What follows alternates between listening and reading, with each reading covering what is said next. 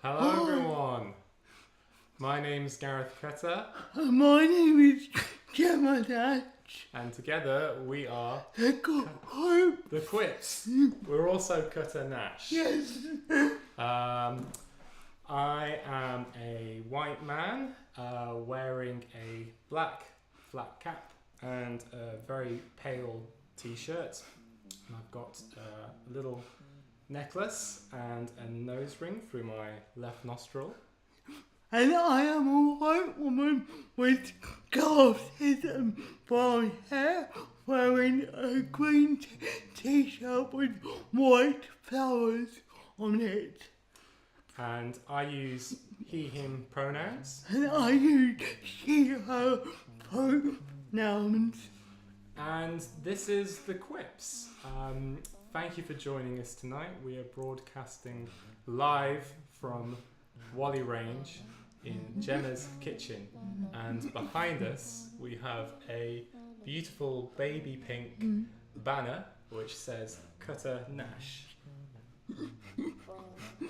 And whilst you were waiting for us, you were listening to a version of the theme from Buffy the Vampire Slayer, which Gemma and I made in the middle of lockdown 2 in winter December 2020, and that was commissioned by the artist Rhiannon Armstrong as part of her project How to Be Held, Songs of Self-Soothing.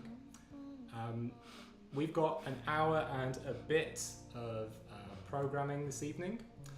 Before we get started, just want to let you know that there is text on tap for some live auto captions, which are done by the fantastic Elinid Charnley, who was introduced to us a couple of years ago by Eleanor from Magical Women. Please comment on YouTube. You can also tag us on Twitter using hashtag #TheQuips. We are going to pace the broadcast at a nice, easy, relaxed pace. Yeah. We've been working quite hard. We have, yep. So, and this is our first live stream, so please do bear with us if we have any minor technical hitches, like a moment ago. So what is the Quips all about? Who are we? Well, to answer those questions, we're going to go back in time to March 2020, and Gareth and Gemma are going to tell you all about it in a film by Alex Mannion Jones, which is full of footage of me and Gemma at the Art House in Wakefield making some music. Enjoy.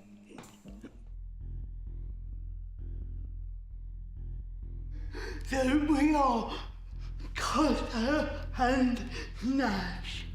When they were in a place like this, they'd be carried out on a stretcher, folks. I love the old days. You know what they used to do to guys like that when they were in a place like this? They'd be carried out on a stretcher. We're both musicians. Gemma has history in DJing and activism. I've got a background in performance and live art. Together we make exciting and strange noises. Yeah.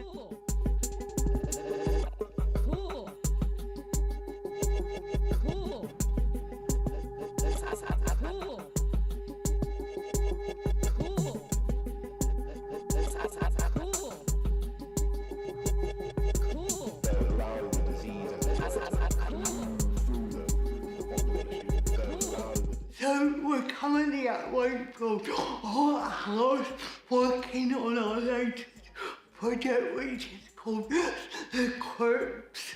A research project into the history of pirate radio and disability activism, LGBTQ activism, and the role of radio in connecting marginalised communities. The project is partly about, mine and Gemma's response to the pandemic, but it's also about speaking to other people and creating space for their perspectives to be heard too. And we've been predominantly interviewing people over Zoom, taking snippets of those interviews that we then incorporate into a sound base, and ultimately create some sort of live radio-based show. Cool. And midway through the residency, I attended a Disabled People's Direct Action Network meeting. Being there, it was clear that there was still this hardcore group of activists who've been working, from the 80s and 90s, who were talking about essentially the same problems that were being experienced those 3 or 4 decades ago. Gemma, you were doing actions in the 90s when I was still at primary school. I was quite involved in the Direct Action Network at the time. Yeah, and it was extraordinary really, because actually people had not seen this before, and we did this fun for quite a lot of people. We also got a lot of support as well from the general public, and through the kind of Direct Action Network, with the Disability Discrimination Act did come in force. It's really fantastic to be working here at the Art House. It's wholeheartedly committed to access and inclusivity, to essentially open up the process of making art to everyone that wants to be involved. Often accessibility is thought of as a kind of little add-on, but actually, if you embed it into your practice, I think it can make your practice a lot more interesting. I think everyone should be thinking about an accessible practice, unless they actively want an inaccessible one. Yeah. Cool.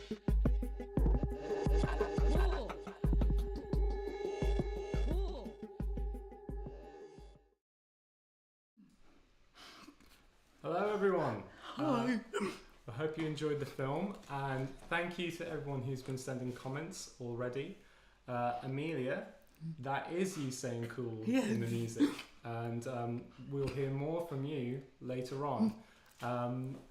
So we talked very briefly in the film about some of the inspirations behind this project. Yep. And there was one in particular which you discovered, Gemma, which was La Tribune de Invalides, a 1947 French radio show with a man called Maurice Didier. Yep. Can you tell our listeners and our viewers a bit more about it? Yeah, so Maurice had polio. He was a classical musician, and he wanted to use the radio to really highlight the inequalities that disabled French people were experiencing at the time, and because of it, it really helped to develop the French welfare system that we know of today. So it was a real kind of inspirational program. And there was another one as well called Gaywaves, which was a pirate radio station founded in the 1980s in London by gay activists who were reacting against the BBC's monopoly on broadcasting and their absolute refusal and disinterest in programming for the gay community. And so when we first started thinking about this project, I took things very literally and thought we should make another radio show. But thanks to conversations with lots of people, including the great people at Disability Arts Online, we started to think about how YouTube would allow us to share music as well as visuals. And so we, to make this project, wanted to create a space for queer and disabled people to talk about the past 2 years, and actually much before then, and thinking about the future. It's not just about the 2 years of the pandemic, but it's been a very pivotal moment in the evolution of access. And so we wanted to speak to a lot of other people about their experiences. And we are now going to go to an interview with Vicky Riefed from Little Cog to tell us more about it. and to tell us more about some crucial conversations that she's been holding on this very topic. I'm Vicky Riefed Sinnott, she, her, and I am a playwright, a screenwriter and director. I am based in the northeast of England. I'm a tall white woman in my 50s with messy brown hair.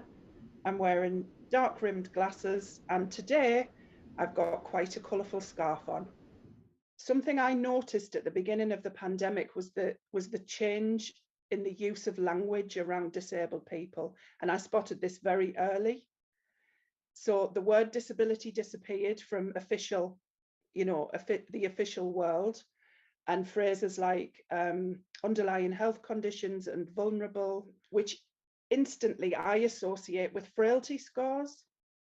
I associate that with the way that disabled people are triaged for healthcare, and I wanted to make sure we stayed visible, that we were still able to be represented culturally as multidimensional, not necessarily vulnerable. Yes, definitely at high risk, but obviously COVID isn't over, and we've had no real guidance. The messages are so mixed that the arts sector are left with moral dilemmas. I don't know how many organisations and venues are acknowledging that. I think they need to make their businesses work, which is understandable. But then I think we do need to see new models of practice. I was aware from private conversations with disabled artists that there's a feeling that we're a bit reluctant to speak out too much because the social pressures feel like that, because obviously everybody is so fed up of being cooped up in these changed circumstances, and at a human level that's completely understandable. But I really needed some spaces to talk about things that were concerning me, that I knew from private conversations were concerning other people. And so thinking about what's involved in safely moving forward, that ensures we don't have a two-tier disability community, and that we don't have a two-tier cultural sector. It's almost as if what we learned during the pandemic about access, and lots of organisations did learn about equality and access, is quickly being forgotten.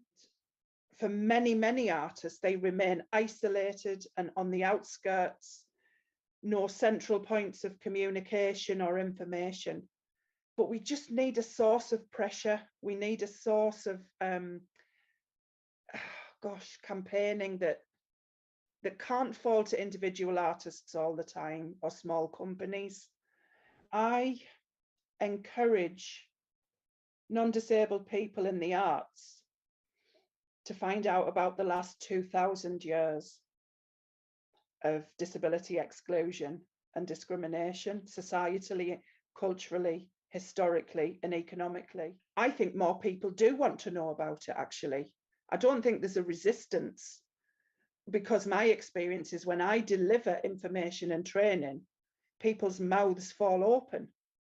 It's completely understandable that nobody knows about this, because we're not educated in any area of our education system about the real experiences of disabled people in the disability community.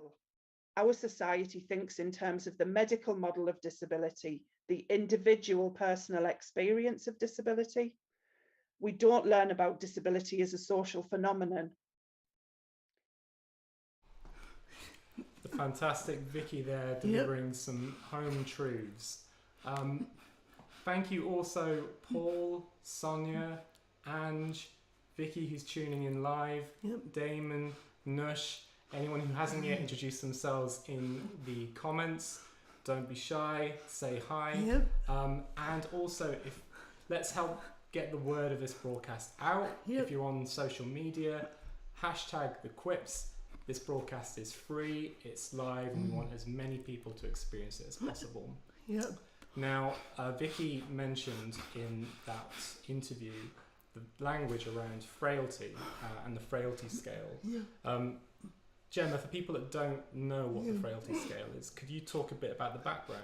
Yeah, so the clinical frailty scale was used to assess predominantly older people to assess risk and outcomes. So if they go into hospital, what their outcomes might be with certain treatments, and it's based on a number system, whereas number one is completely physically fit, whatever that means, and number 9 is terminally ill.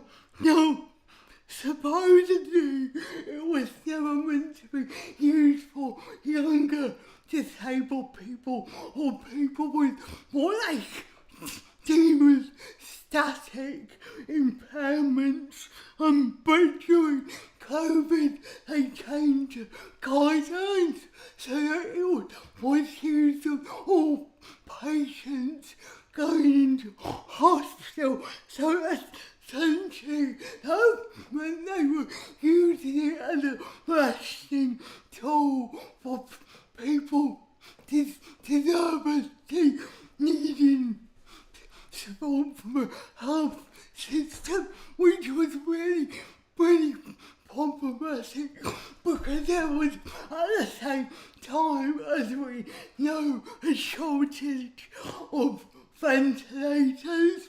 So for a lot of disabled people, this was a really troubling. So it was raised in Parliament, the House of Lords, by Tanny Gray Thompson, and they did change it. So they said, oh, well, it doesn't include people with cerebral palsy or people with learning disability.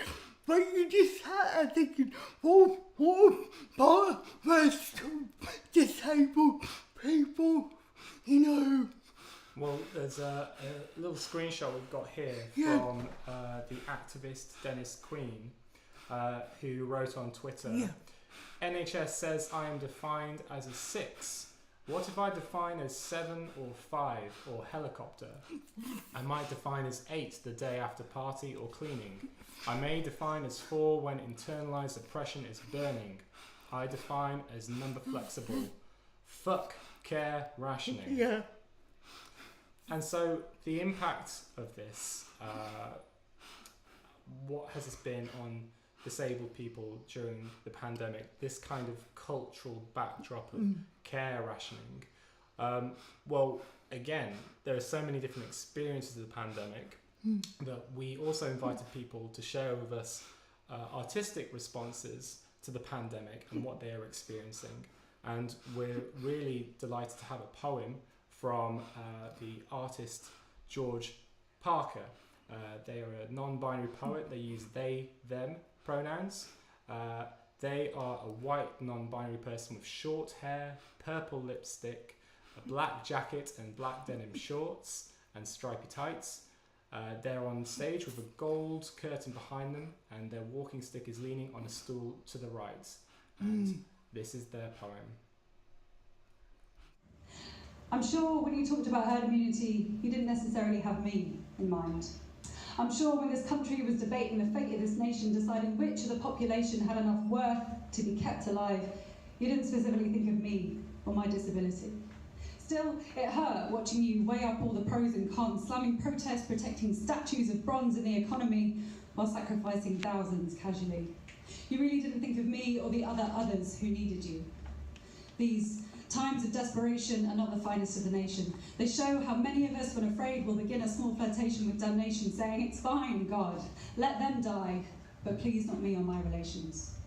We were the collateral damage for your pilgrimage to the beach, but even the corresponding peak in death didn't teach you anything. Another week and there's another image. You like 1,000 grains of sand, you jammed into bars like red ripe fruit in a jar, pint in hand.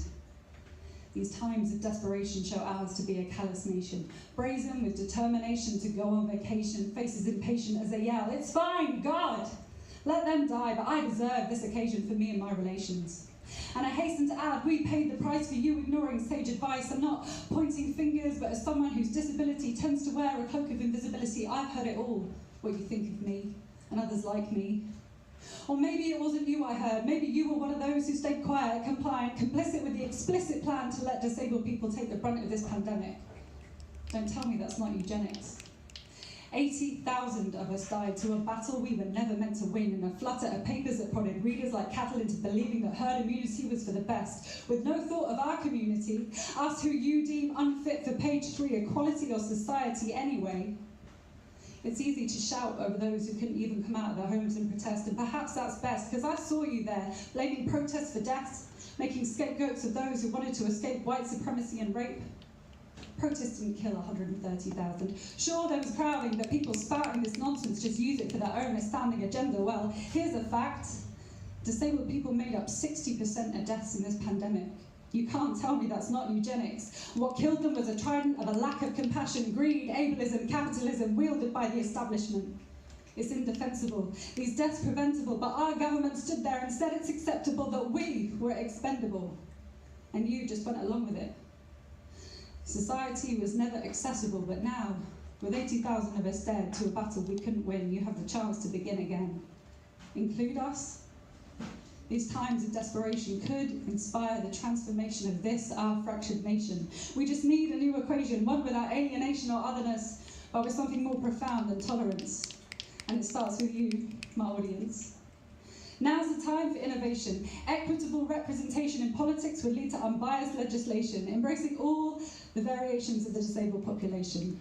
Give us invitations to places we can actually travel to and accessible stations. Keep streaming shows to remote locations. Choose event destinations with consideration of integration and always proper communication to enable education for all. These adaptations and declarations of equality, such simple affirmations of our belonging in society, and with them, you'd see, we're just like you and your relations, deserving of life and all the wonders of creation.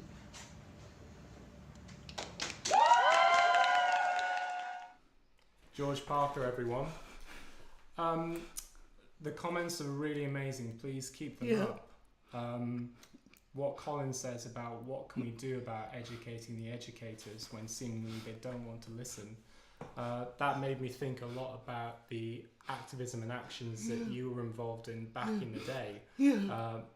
People might not want to listen, but you made them listen. Well, I also think that it's the responsibility of schools as well to teach children and young people with disabilities politics from a social model perspective, a cultural perspective, instead of just medical model. I mean, I've been quite disappointed by how little my teenager gets taught about disability politics and rights. They just don't learn about it in the same way that they do learn about black rights and politics, which is great, but it does seem to be taught more in schools.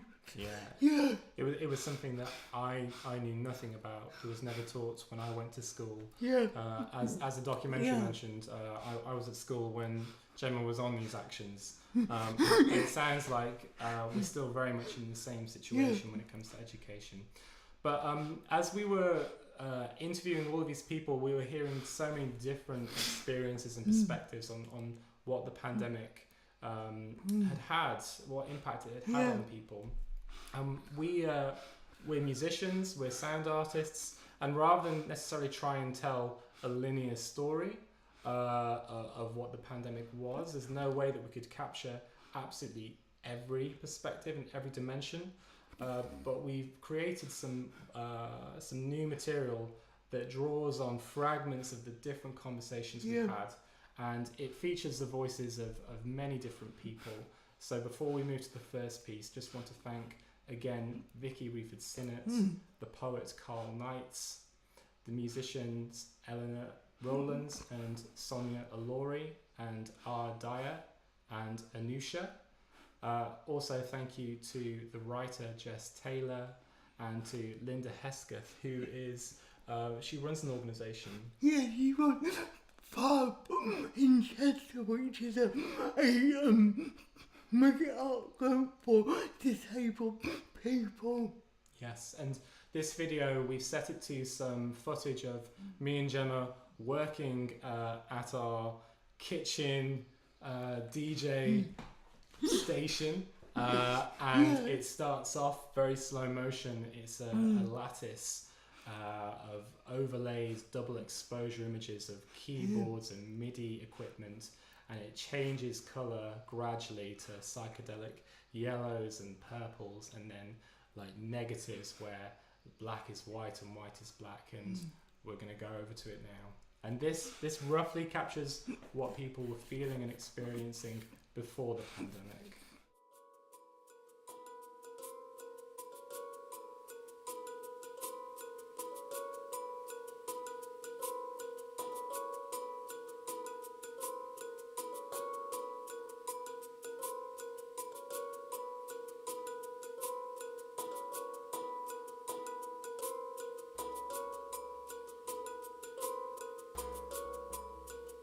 You know very well, our society thinks in terms of the medical model of disability, the individual personal experience of disability, and that's therefore what everybody learns. We don't learn about disability as a social phenomenon. And so I think more people do want to know about it, actually. I don't think there's a resistance, because my experience is when I deliver information and training, people's mouths fall open. They're shocked.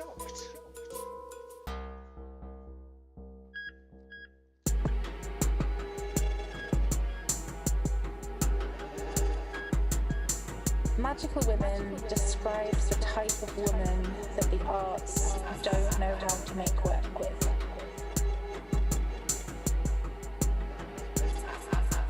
Autistic women are often not being offered the commissions or opportunities in the arts. We were told, we just don't have the resources. We can't do that.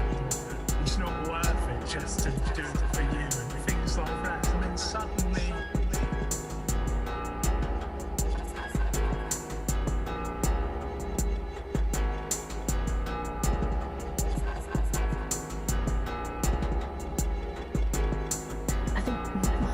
going on. It's not the way I'd like to do things anymore, and that's, I think, just directly through having had all this time in my living room.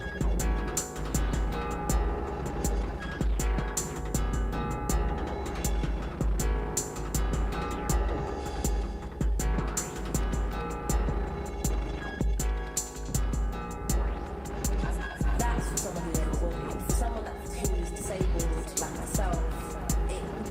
That criteria is not working, and patience would be great, grace, not expecting that I'm going to be able to churn out that much content, in that much time.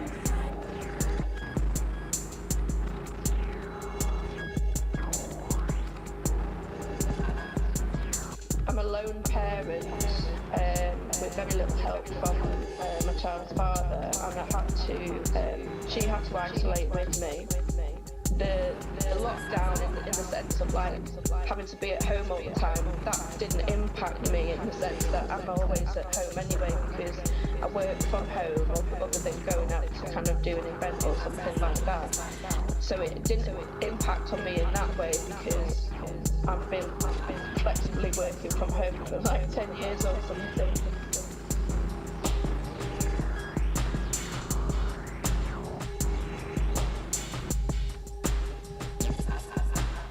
Before lockdown, I was actually bedbound for 3 years, so I haven't left my bedroom in 3 years.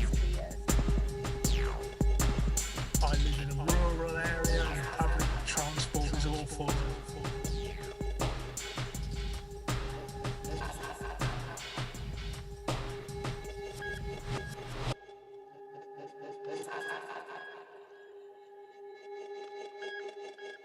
just a lot of anger, a lot of upset, a lot of kind of, I wouldn't say dystopia, but it was almost like I didn't know what was going to happen next, because, you know, we didn't know what was going to happen with the world next, but even personally, I was like, I don't know if I'm going to make it to the end of the year. And that was the first of 3 musical movements that we will have this evening. And a huge thank you to everyone that we spoke to. This piece wouldn't have been possible without them. There's a comment from Ruth Collett, who asks, or says, wish I'd known about this project before, just what I needed. Can I get involved still? So we don't know exactly what will happen after tonight, but I've definitely enjoyed doing this kind of live streaming and interview process. And the conversations aren't over. What would be great ways of getting involved? I mean, for a start, just help share this broadcast. If there are people that you think really need to hear this and they can't make it tonight, there will be a recording and a version of this available afterwards. But send us a message at, we're on Twitter and Facebook and Instagram. Send us a message and we'll just keep this conversation going. Definitely, I mean, we're definitely hoping to extend the project in some shape or form. And this is a totally new thing for us.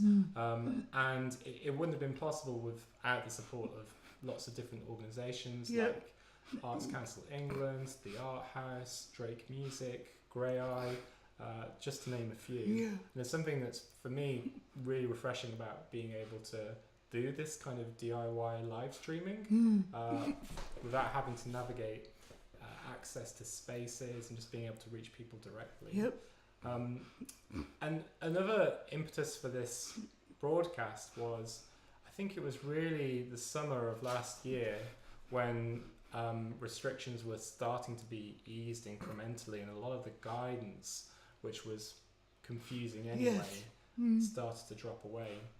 And there were real concerns about there being a 2-tier system in terms of access and support. And we were thinking about the role that organisations had to play in making sure that queer and disabled audiences and artists were still safe to participate in the way that they wanted. And we had a couple of conversations with people who were had some relationship to organisations as artists and as consultants, to really flesh out the picture of how arts organisations were responding, how they had responded, and what we thought they might do. We're going to go to a couple of interviews. We're going to an interview with Whiplash, Amelia and Al from Whiplash, followed straight after by an interview and a short piece of music from Dyer. My name is Amelia. My pronouns are they, them. And I am a slim white human with freshly cut hair, so I've got a little like brown quiff on the top that's a bit spiky and shaved back and sides. And I have Italian Mediterranean features, including a big nose with a blue septum ring in it.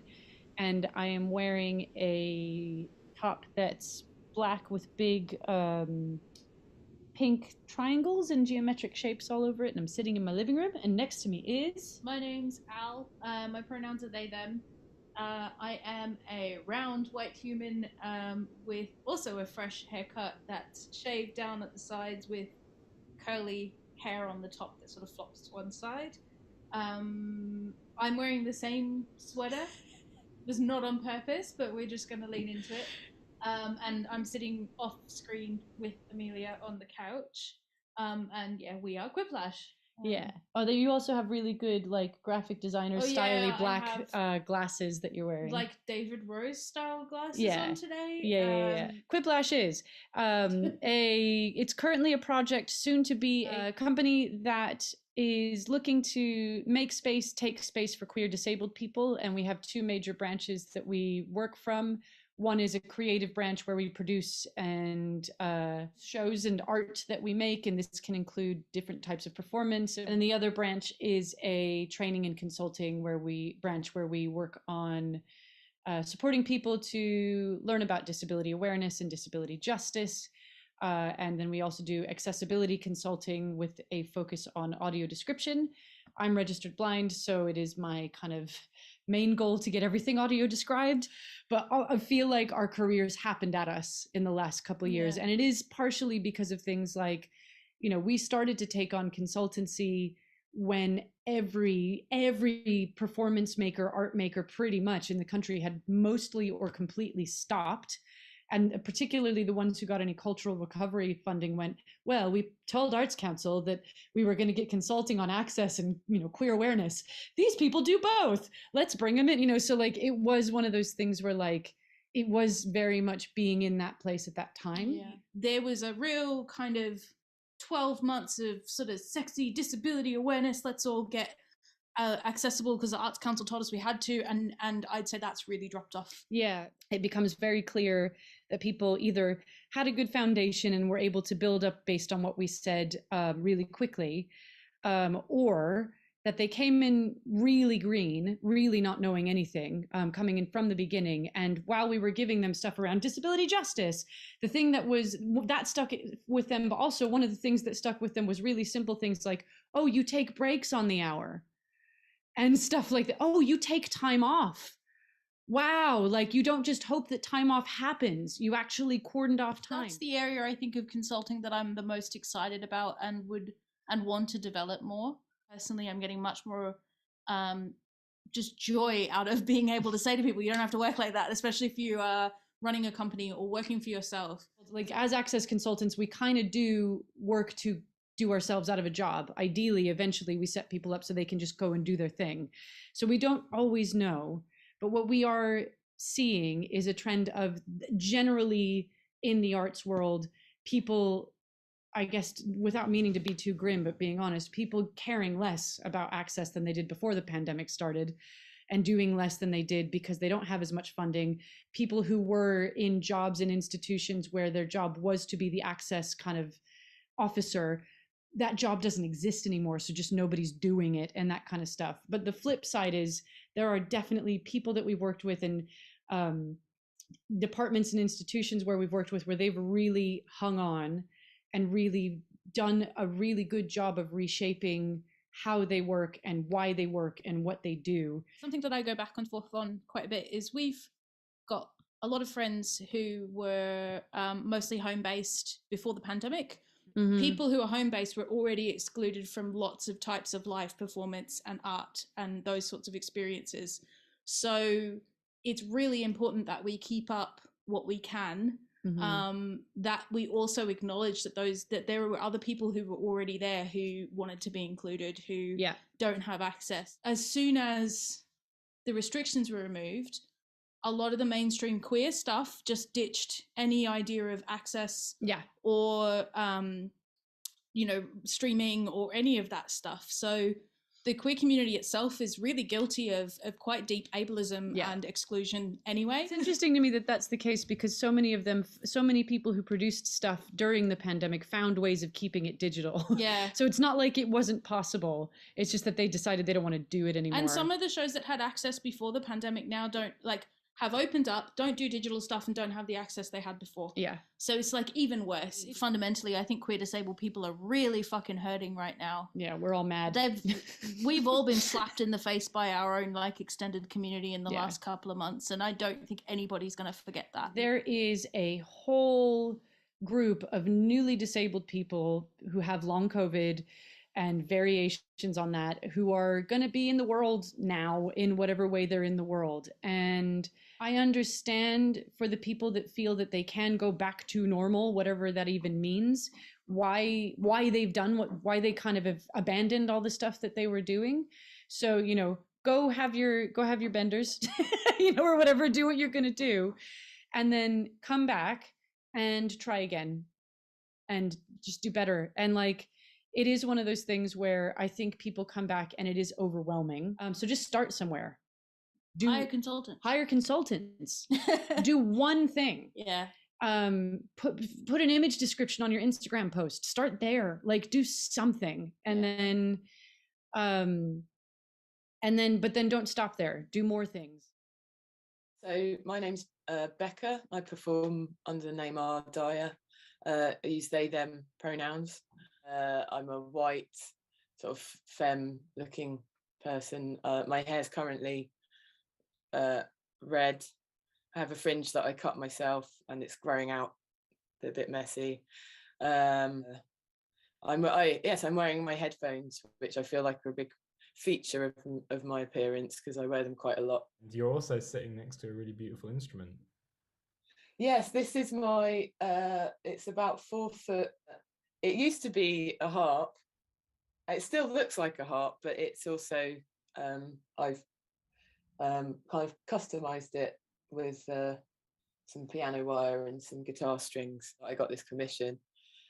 And because of the pandemic, unfortunately, everyone was under so much stress that it kind of steamrolled and became a really quite unhealthy experience, and I didn't feel supported, and it made me quite unwell.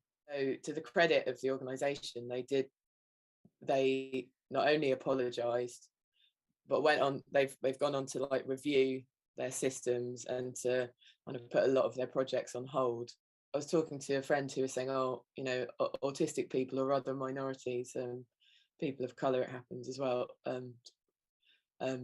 are often referred to as canaries in coal mines because you're the most sensitive to the barriers. Most people know, you know, the canaries would you know, they're actually more sensitive because they've evolved. They can absorb oxygen on the inhale and the exhale because they fly so high above the clouds.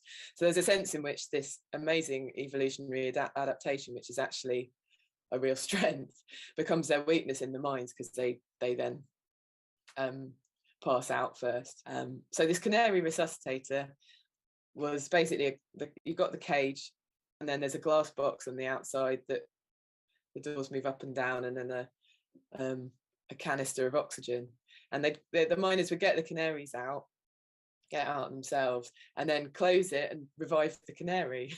That's a canary resuscitator. The kind of the humanity, but also the grimness of that image, of the kind of good intentions of wanting to save the canary, but also the grimness that this canary is like, oh, maybe this is in the end now, but keeps getting brought back to this situation. This all became a way of processing commission that had gone wrong, because part of me was like, you've really let me down, you've really damaged me, but another part of me was like, this, who takes responsibility in this system? Like, the miners are also suffering. So the space harp, as I call it, was this giant harp, and I bought it just after the commission actually, and it was this broken harp, and I got a little bit overexcited and decided that I was going to fix it. And you basically can't fix a broken harp that was as broken as this was. And where I was kind of trying to think about my relationship to the music industry, and I felt like the harp became the stand-in for that process, because I was trying to fix this thing, I was trying to make it perfect again.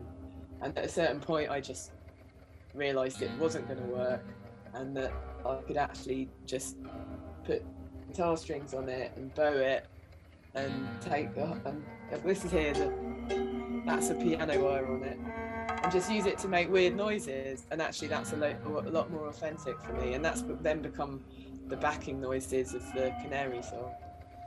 From 1911 to 86,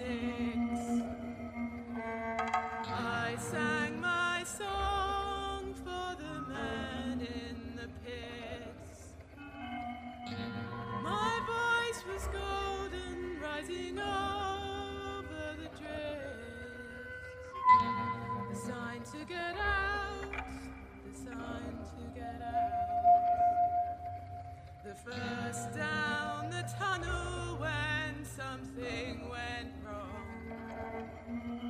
I'd shake and I'd shiver when the gas filled my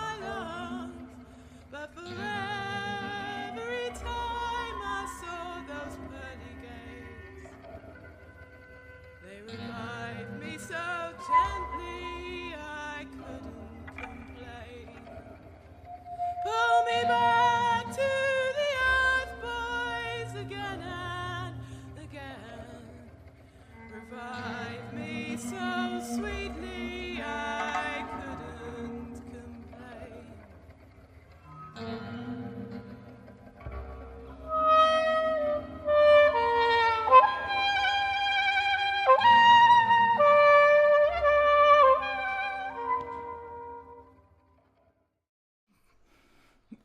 And a huge thank you to Amelia and Al Yep. and Becca for those fantastic interviews. And thank you everyone for all of the comments that are coming through. Dax Final says awesome. But also I think those interviews have really resonated because they've said, I've been feeling more alienated from the queer community recently because of these exact same issues. And Vicky says, you know, I wish we were all a big gang, but we were just saying we've met so many new people through this project. And connections that I hadn't made, people I'd heard about, but I hadn't really had a chance to sit down and talk to. And Ange said earlier on that she wished she could climb through the screen, which who knows, in 10, 20 years that might be possible with technology. Maybe. Yeah. We're looking at the time. It's about 8:45. We reckon we might end up going till 9:15. Really hope that you'll stay with us until the end. But if you can't, don't worry. You'll be able to catch up with the rest of the broadcast later. And please do continue to share the link, tag us, and use the hashtag the Quips. There was a thing that was in Whiplash's interview where they said, you know, we're really fucking hurting and we're mad. And I was down in London at the Disabled People's Direct Action Network, and that anger was really, really palpable. And they were there delivering a letter to the Department of Health and Social Care with a series of demands which still haven't been answered. I'm just going to read them out, and then we're going to go to some poetry and some more music. But the demands are: 1, we want an independent inquiry into the deaths of people in care settings throughout the pandemic. 2, a direct statement by the department instructing all clinical commissioning groups to not impose, do not attempt resuscitation notices on people without consent. 3, a joint statement and action plan on independent living and a promise that no local authority will force people into residential care. 4, a clear, transparent support strategy co-produced with disabled people who were labelled as clinically vulnerable to ensure they are not forgotten or excluded. 5, an end to charging for assistance to live via local authority social care. 6, a new assessment process designed and co-produced with disabled people with the purpose of assisting us to live independently in our communities wherever possible. 7, an independent inquiry with recommendations to address the human rights abuses that have occurred during the pandemic. And finally, 8, we need the government to recognise everyone's right to accessible communication with all state services, in particular an action plan so deaf people who use BSL have full access to interpreters at all health, social care, education, leisure and employment services. And a huge thank you to the activists of Disabled People's Direct Action Network for leading the fight on that. There's a poem that we're going to have now from Ruth Malkin. And do you want to just talk a little bit about Ruth, because she's involved in the People's History Museum? Yes, she's a community curator for the People's History Museum in Manchester, and they're currently running a series of events starting, I think, in October to celebrate disability activism, past, present and future, and it's called Nothing About Us Without Us, which is a theme that's been used within the movement for a number of years. It's basically saying to say, you know, we're fed up of people speaking about us without actually including us in the conversation. So it's going to go on for, I think, about a year, starting in October, and they're just looking at the history of disability activism from disabled people. And Ruth has got a poem for us now, and it's a video of Ruth against a plain background. She's a woman with short brown hair and grey-blue rimmed glasses. She has an earring, a bronze scarf around her neck, and a blue denim jacket. She has pin badges on her collar. One says, "I lip read," another says, "Proud to be deaf." And that will be followed by the second movement from Cutter and Nash, which is another 5-minute video with the same interviewed people, and it's footage of a camera looking out of a train that's speeding through the countryside, and again it's overlaid with different frames to create this hallucinatory effect, and I hope you enjoy them both. We hope you enjoy them both. Yes. Voices from Behind the Shield, COVID 2021. Everything has been so stressful lately. I am doing lots of meditation. It's much harder than I thought it would be. Making sure I preserve my energy. I am taking all my medication. Everything has been so stressful lately. It has taken a real toll on me. It is such a scary situation. It's much harder than I thought it would be. Facing up to the new reality, I am feeling raw and mixed emotions. Everything has been so stressful lately. And as much as I would like to be free, life now seems a terrifying option. It is much harder than I thought it would be. Shrinking into insignificancy, excluded from all the conversations. Everything has been so stressful lately. It's much harder than I thought it would be.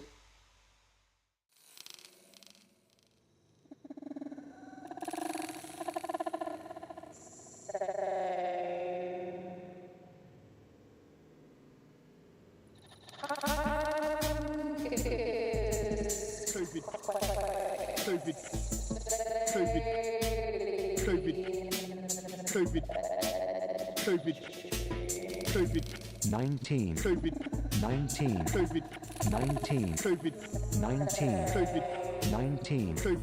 COVID-19. COVID-19. COVID-19.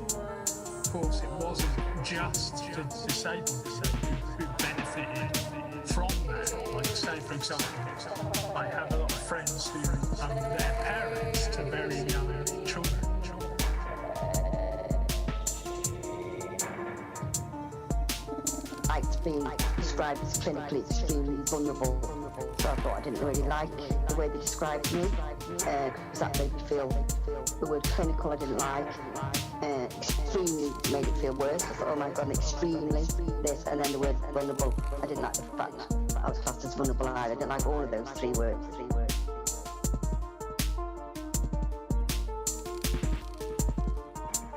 People were still coming up to me unmasked, grabbing me in the street. Just like,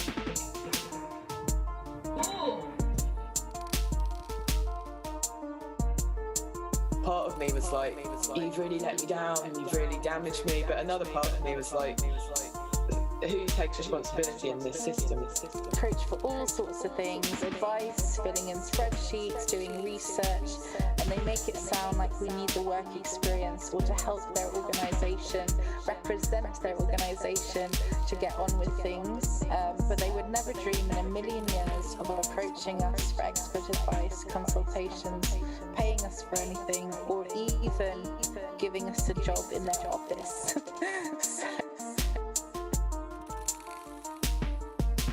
But more than that, you know, I couldn't really pick up a guitar, I couldn't pick up a piano. Singing, I am a singer mainly, that's my main instrument. I could sing, but I had about 15 minutes in me before I had to completely stop.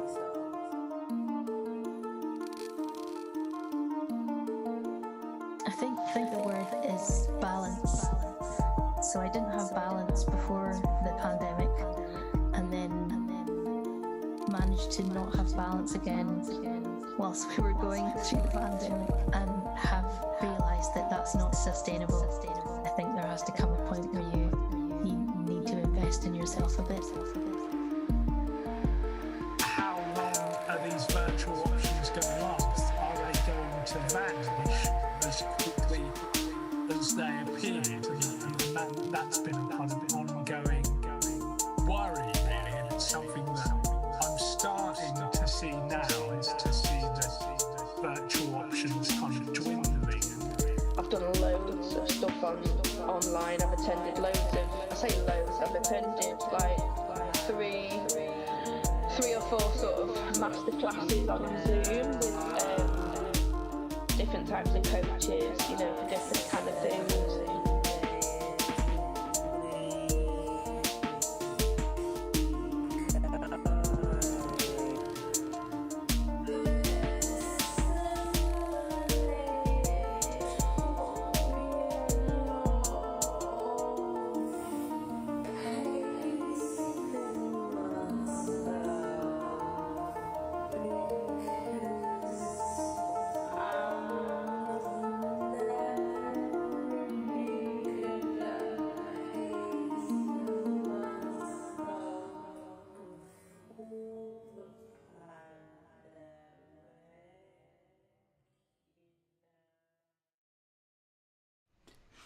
And we're back. We are indeed. We are indeed. There's some great chat about people tucking into their dinners.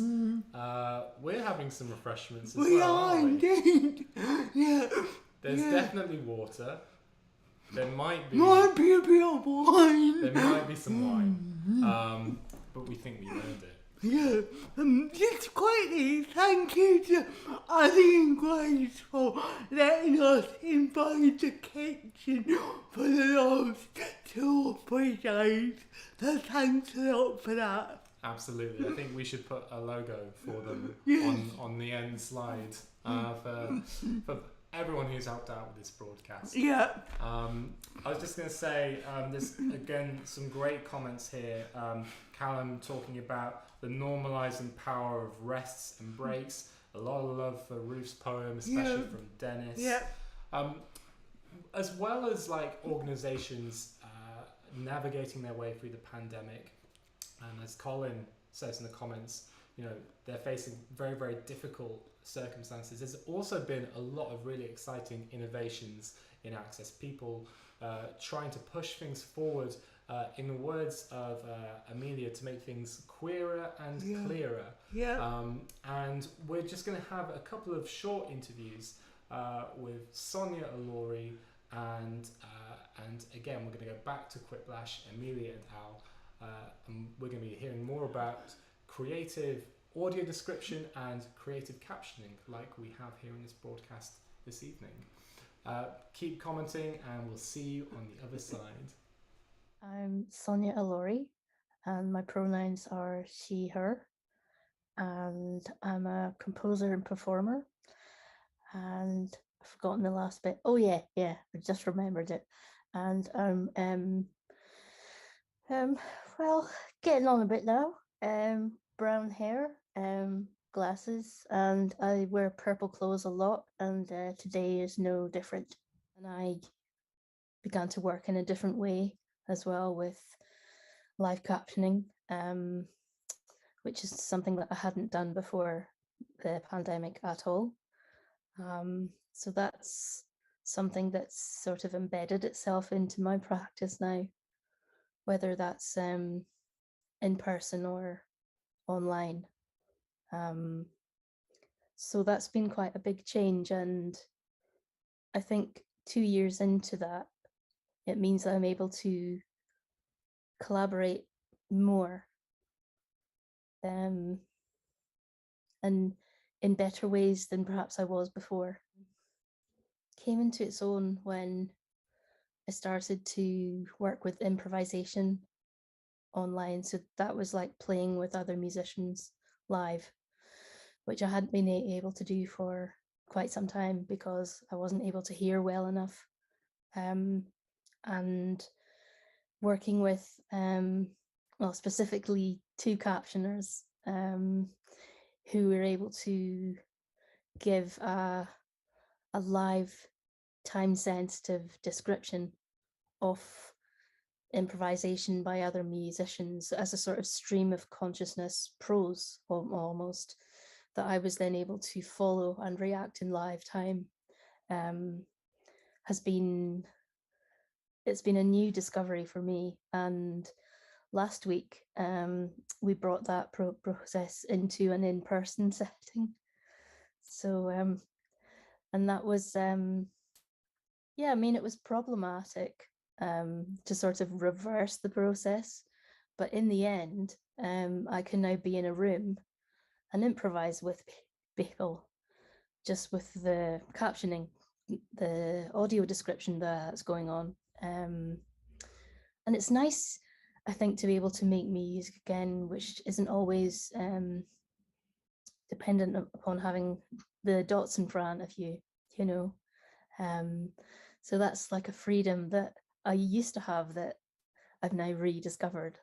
And I think it's just, I'm able to have much more in-depth conversations creatively as well. And yeah, there's something about captioning and having captioning that if you work with a person over a couple of times, they learn sometimes to slow down a bit, and that really helps, I think. Communicate, it really helps you get to the crux of ideas if you're not sort of scrabbling all the time and you take that pressure. So I suppose it's just creating a bit more space around your creativity, I guess. The integrating audio description side of it is something that I, as a performer, had already been doing for years and years and years before Whiplash existed. And I just wanted to find an output that could allow for some queerness. I think we work really hard on humanizing the describer, whether that's the performer describing what they're doing or an audio describer that's working with an audience and that kind of thing, where it can be as simple as the describer being as shocked and excited about something happening as the rest of the audience is, even if they totally know it's coming. A striptease can be described through a series of noises, but it can also mean playing with exaggeration, contradiction, kind of a lot of the things that queering things does, which is not necessarily completely avoiding a definition, but sort of going, I can be this, but I can also be that. But also making that a description that actually feels clear as well as queer. Because the training initially was set up really specifically for audio describers to come into these really like rugged and kind of quick and thrown together, like, you know, like last minute sort of styly cabaret nights where, you know, sometimes the performer doesn't know what they're doing until they show up at the door and that kind of stuff, and trying to find a way to make that sort of safe enough for the describer to come in and do something, but also and make the show accessible without necessarily fundamentally changing the lovable chaos that those shows can kind of be. And a huge thank you to Sonia and to Whiplash for Yeah. those fantastic interviews about their creative access processes. We're getting close towards the end of our programming. Yeah. If you've got any questions about how we've made the show, anything that's come up in the program that you've seen, anything that we've said that you'd like to find out more, make sure that you put something in the comments, and we'll try and find some time for that at the very end. But we're now getting close to the final movement of music that we created, which I think loosely is about the future, what people have learned, the reflections. Yeah. Do you want to just talk a little bit about what people will be seeing? Yes, it's really reflective piece. It uses footage of trees, water, and some trains, and it's done in a kind of cartoon style form. So it's really quite a dreamy piece, I think. Yeah, it's quite a psychedelic quality. Yes. Almost like a sort of Van Gogh. Yes. If we're allowed to use big descriptions, comparisons like that. We really hope you enjoy it.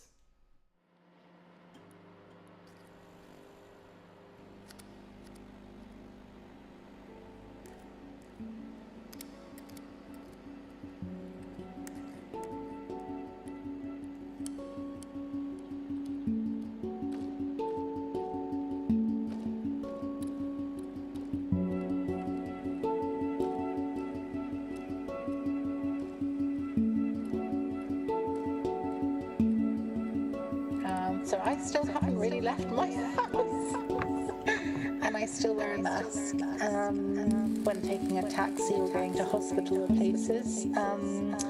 I haven't really left my home very much.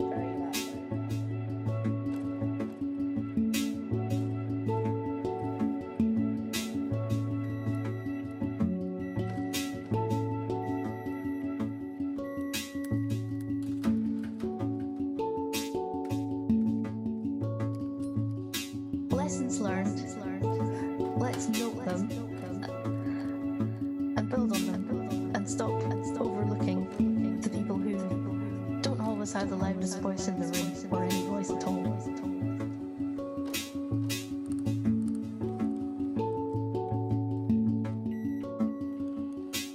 Regardless of that, if they like it or not, there's never going to be a going back to normal. We're in a new normal. We're in a new state of world. So why not adapt to that? Even slightly, even if you just got your iPhone and just sort of stuff it is a virtual IG live of part of the gig.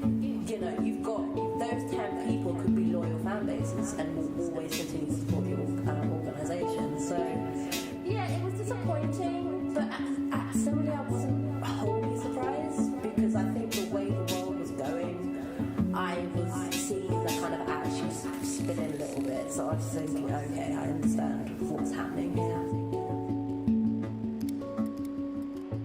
When I got off the train, I have never experienced a sensory rush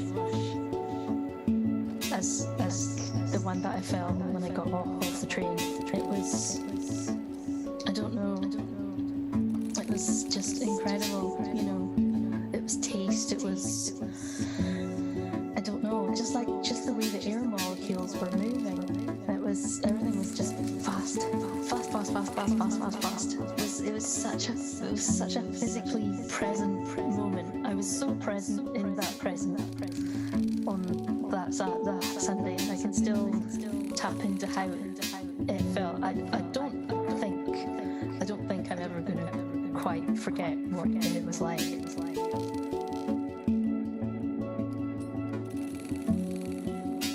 I often get the sense that they almost want to do a kind of memory wipe of the last 2 years, so we all just kind of forget about that.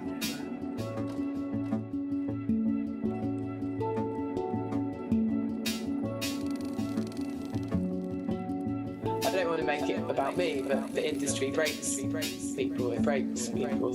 It felt like it broke me.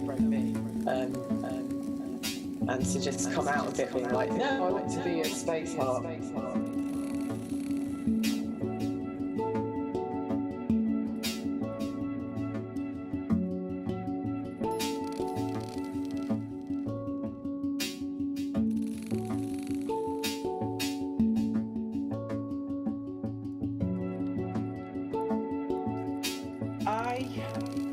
encourage non-disabled people in the arts to find out about the last 2,000 years of disability exclusion and discrimination. I've done loads of stuff online. I've attended loads of master classes on Zoom with different types of coaches, you know, for different kind of things. My work in itself, I've started doing sessions on Zoom with kids, reading out my first storybook. It's really just going back to that whole idea of trees, that we love looking at trees. And we love all the different diversity and varieties of trees, and we even like the broken and stumped ones. Why can't we do that with humans? Why can't we do that with humans? Why can't we do that with humans? Why can't we do that with humans? Why can't we do that with humans? Why can't we do that with humans? Why can't we do that with humans? Why can't we do that with humans?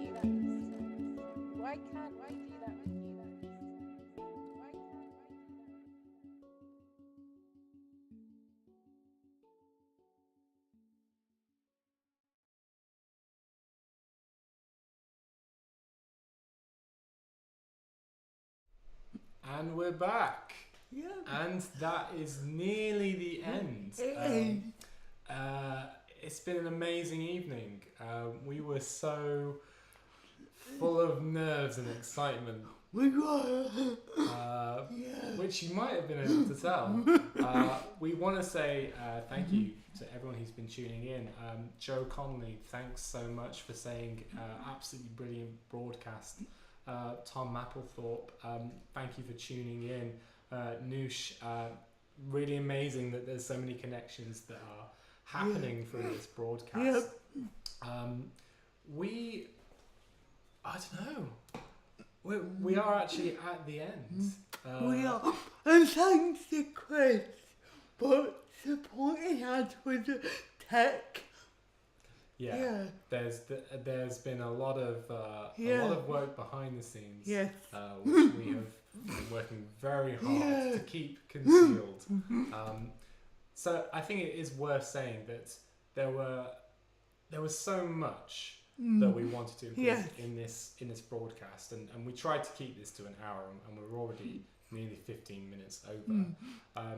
So we want to say thank you to the people that got in touch, who shared materials with us, which we weren't able to find ways to include within this particular broadcast.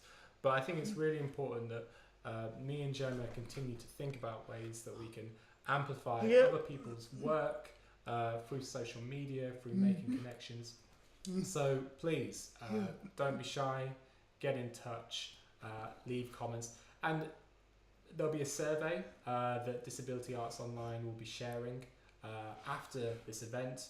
If you could take 5 or 10 minutes just to share your thoughts about what you've enjoyed, what you think we could change, it'll really help us. It would really help. Help you guys. Okay.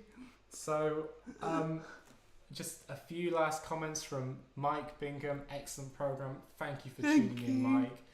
Vicky from Little Cog. Thanks so much. There's so many things coming through. If we don't give you a shout out now, rest assured we've been seeing the comments coming through, and we really appreciate it. We do. Okay, thanks. So just before we go, I know there's wine, Gemma, but before we do that, just want to say a huge thank you to all of the team behind this: Chris Gerstad, Alex Mannion Jones, Becky and Anders from Shipshape Marketing, and Sophie, Emily and Eve. A huge thank you to the contributors tonight: Sonia Alori, Becca Dyer, Linda Hesketh, Carl Knights, Ruth Malkin, George Parker, Amelia and Al at Whiplash, Eleanor Rowlands, Anusha, Jess Taylor, Vicky Riefed Sinnott, and everyone who responded to our open call. We also want to give a big thanks to our supporters, to Arts Council England, to Drake Music and the Art House, and to Grey Eye, and to the team at Disability Arts Online. You've all been amazing, and that's goodbye from us. Goodbye. Thanks so much for tuning in. Oh, and last, thank you for joining us. For future events, visit disabilityarts.online/events.